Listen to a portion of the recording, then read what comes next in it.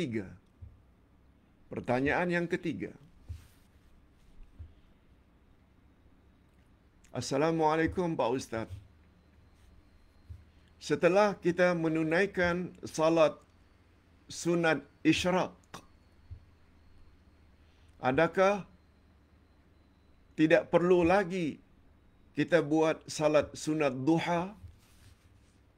Atau sebaliknya, bila kita buat salat duha, apakah kita tidak perlu buat salat sunat isyraq?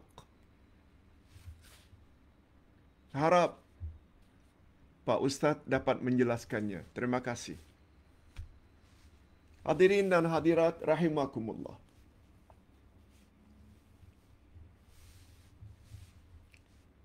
Salat sunat isyraq dan salat sunat duha, dua salat yang berbeza.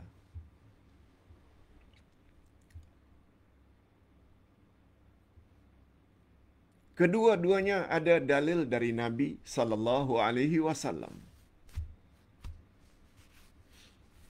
Dalam hadis sahih, Rasul sallallahu alaihi wasallam bersabda, barang siapa yang salat subuh kemudian dia berzikir,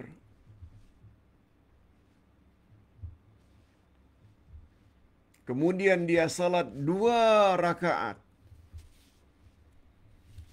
maka dia dapat ganjaran pahala seperti haji dan umrah secara sempurna. Kata para ulama hadis, ia memberi isyarat itu salat sunat isyraq.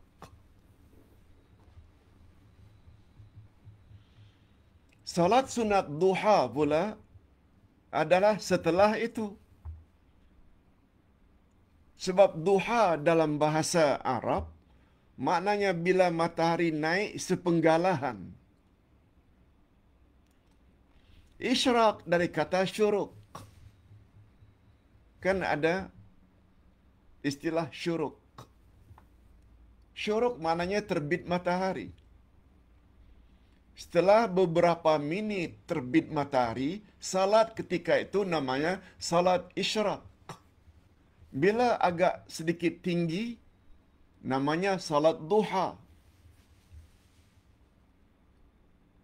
Malah salat duha yang paling afdal bila matahari semakin tinggi. Sebagaimana sabda Nabi dalam hadis sahih riwayat Imam Muslim, salatul awwabin, salat orang-orang yang kembali kepada Allah, orang yang dekat kepada Allah, itu namanya salatul awwabin, yaitu orang yang salat duha, yang jika ketika itu onta melahirkan anak, maka kaki anak onta akan menggelitik kepanasan pasir. Bila pasir itu akan panas? Tentu saja bila matahari tinggi.